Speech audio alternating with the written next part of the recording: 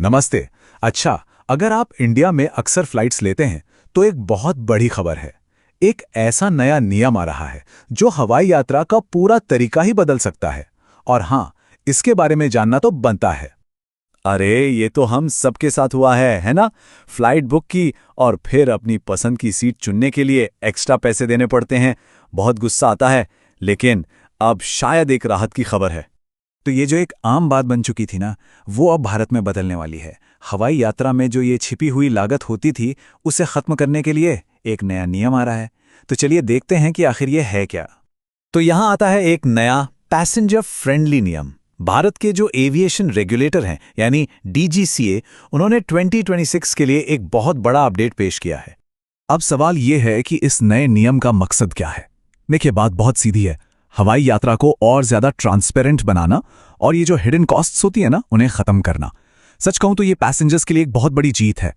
ठीक है, तो अब ये समझते हैं कि ये नया नियम आखिर काम कैसे करेगा। मतलब इसकी जो सीट सिलेक्शन पॉलिसी है, उसकी बारीकियों को समझना बहुत जरूरी है। अब इस एक नंबर पर ध्यान दीजिए, 60%। ये बस एक आंकड़ा लग सकता है, लेकिन यकीन मानिए यही वो नंबर है जो हवाई यात्रा के पूरे एक्सपीरियंस को बदलने वाला है। तो इस 60% का मतलब क्या है? इसका मतलब ये है कि अब एयरलाइंस को अपनी कम से कम 60% सीटें बिना किसी एक्स्ट्रा चार्ज के देनी होंगी।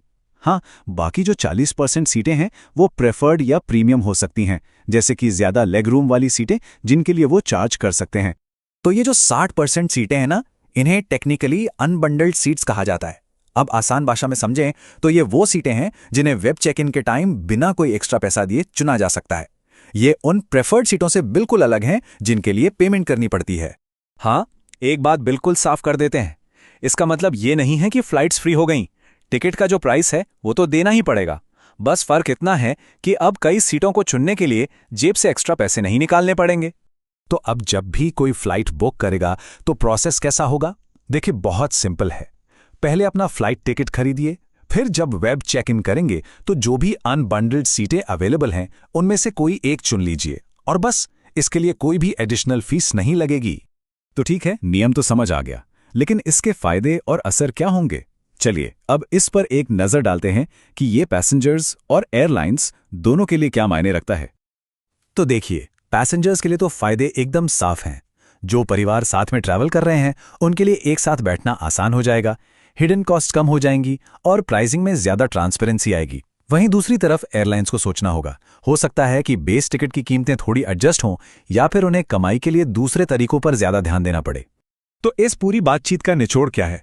एक ट्रैवलर के लिए सबसे जरूरी बातें क्या है? चलिए फटाफट से मेन पॉइंट्स को एक बार फिर से देख लेते हैं। तो जो बातें याद रखनी है वो ये हैं। पहली, कम से कम 60% सीटें बिना किसी फीस के सिलेक्ट की जा सकेंगी। दूसरी, ये नियम वेब चेक इन के दौरान लागू होगा। तीसरी, इसका मेन मकसद हिडन कॉस्ट्स को कम करना और ग्रुप्स या परिवारों को एक साथ बिठाने में मदद करना है। और सबसे जरूरी बात, ये सीट सिलेक्शन का नियम है, फ्लाइट टिकट पर कोई डिस्काउंट नहीं है। और अब आखिर में एक बड़ा सवाल, क्या भारत का यह पैसेंजर फ्रेंडली कदम दुनिया भर की दूसरी एयरलाइंस के लिए भी एक नया स्टैंडर्ड सेट करेगा? ये देखना वाकई में बहुत दिलचस्प होगा कि क्या ये ग्लोबल एविएशन इंडस्ट्री में एक बड़े बदलाव की शुरुआत है। रिस्क सिर्फ मार्केट में होता है, प्लानिंग में नहीं। DGN कैपिटल मैनेजमेंट के साथ स्टॉक मार्केट, म्यूचुअल फंड और इंश्योरेंस। AMFI IRDAI certified.